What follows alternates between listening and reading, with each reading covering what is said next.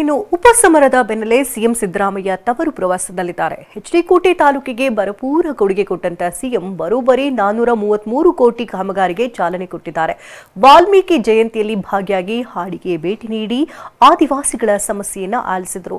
ಇದೇ ವೇಳೆ ಆದಿವಾಸಿಗಳ ಜೊತೆ ನೃತ್ಯ ಮಾಡಿ ಖುಷಿಪಟ್ಟರು.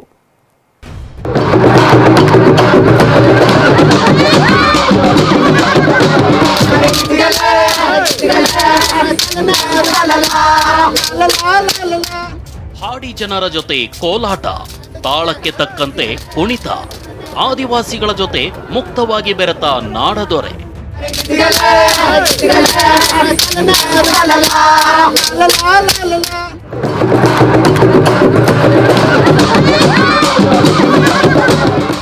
ಇಷ್ಟು ದಿನ ಬೈ ಎಲೆಕ್ಷನ್ ಪ್ರಚಾರದ ಟೆನ್ಷನ್ ನಲ್ಲಿದ್ದ ಸಿಎಂ ಸಿದ್ದರಾಮಯ್ಯ ನಿನ್ನೆ ಮೈಸೂರಿನ ಎಚ್ಡಿಕೋಟೆಯಲ್ಲಿ ಫುಲ್ ರಿಲ್ಯಾಕ್ಸ್ ಮೋಡ್ ನಲ್ಲಿದ್ರು.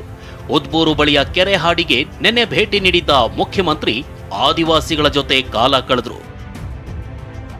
443 ಕೋಟಿ ಮೊತ್ತದ ಅಭಿವೃದ್ಧಿ ಕಾಮಗಾರಿಗಳಿಗೆ ಚಾಲನೆ.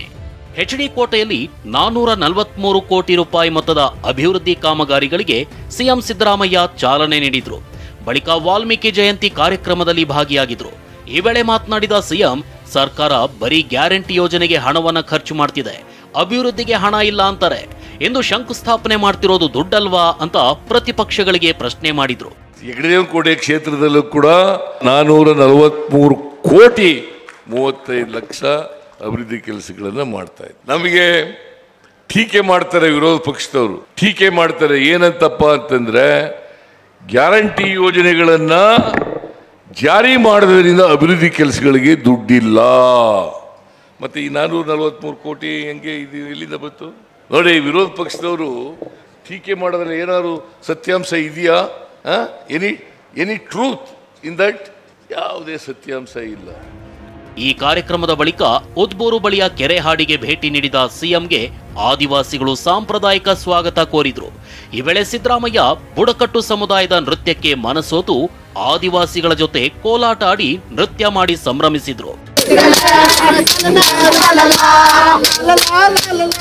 ಇನ್ನು ಹಾಡಿಯಲ್ಲಿ ಆದಿವಾಸಿಗಳ ಸಮಸ್ಯೆ ಆಲಿಸಿದ ಸಿಎಂ ಅಗತ್ಯ ಮೂಲಸೌಕರ್ಯ ಒದಗಿಸುವಂತೆ ಸ್ಥಳದಲ್ಲೇ ಅಧಿಕಾರಿಗಳಿಗೆ ತಾಕೀತು ಮಾಡಿದ್ರು. ಇದೇ ವೇಳೆ ಕಾಡಿನ ಜೇನನ್ನ ಆದಿವಾಸಿಗಳು ಮುಖ್ಯಮಂತ್ರಿಗಳಿಗೆ ಗಿಫ್ಟ್ ನೀಡಿದ್ರು. ಒಟ್ನಲ್ಲಿ 3 ಕ್ಷೇತ್ರಗಳ ಬೈ ಎಲೆಕ್ಷನ್ ಏನಾಗುತ್ತೋ ಅನ್ನೋ ಟೆನ್ಷನ್ ನಡುವೆಯೇ ಸಿಎಂ ಆದಿವಾಸಿಗಳೊಂದಿಗೆ ಇಂದು ಕಾಲ ಕಳೆದಿದ್ದು ವಿಶೇಷವಾಗಿತ್ತು. ದಿಲೀಪ್ ಚೌಡಳ್ಳಿ, TV9 ಮೈಸೂರು.